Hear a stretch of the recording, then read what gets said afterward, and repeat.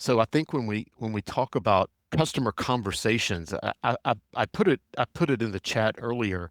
Uh, from my experience, I find people, because they're experienced in the domain, right? A lot of times companies are hiring product managers that have experience in the domain. Like, I need a product manager with 20 years experience in the airline industry. As soon as you pull that experience in, there's your bias. Right. That person is bringing to your company 20 years of what they did at some other company. Hmm.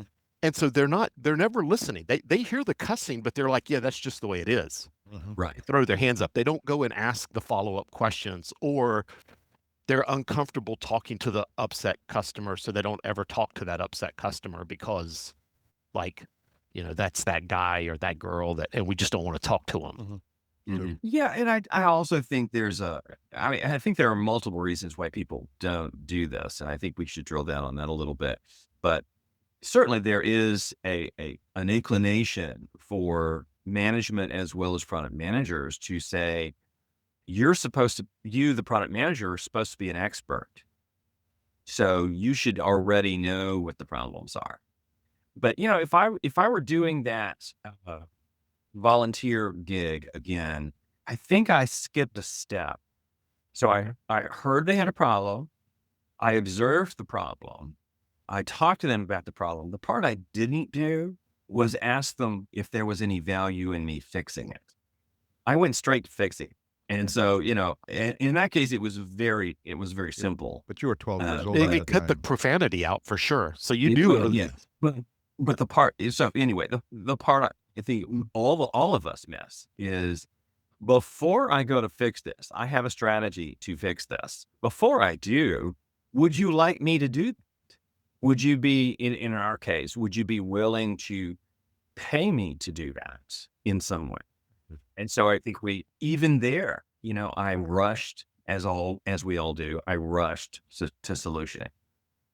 You were volunteering too, Steve. So even if they were going to pay you, they were going to pay you in $0 anyway, Exactly. right? So justification right there. But they, they don't just, I think Jerry and Steve bring out something that I think is paramount to customer interviews is curiosity. So Mhm. Steve was listening there, Mhm. right? But he was curious to find out, why was Jason yelling at his computer? Yep. And so in that process, if you got this 47 questionnaire and that's all you do, and you're not curious about something else that they talked about, I think is where a lot of people also miss the boat from that perspective.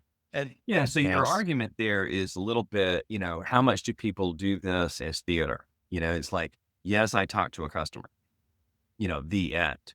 yeah, one of the things that you talk about, you talked about a moment ago, and as well, is the difference between just sticking to the script and saying, here's my 47 question bank. I'm going to ask all these questions, and versus asking a question, but also observing cues that are not even necessarily embedded in the answer. So it's not just a curiosity; it's training yourself not to put yourself in a lane where you're only focused on getting that linear question after question after question progression resolved. You're here for the purpose of discovery and to identify opportunities. You're learning things. I think I've got Carla's got her hand up, and I saw Jeffrey try to jump in as well. So let's jump over to Carla and then Jeffrey.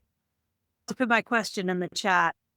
My question is, has anyone ever set up some channel for employees to give feedback on the product? And what I mean is, when I worked at Delta, I constantly, if anyone ever found out that I worked at Delta, they would just totally capture me and tell me everything that they thought about whatever program was going on at Delta.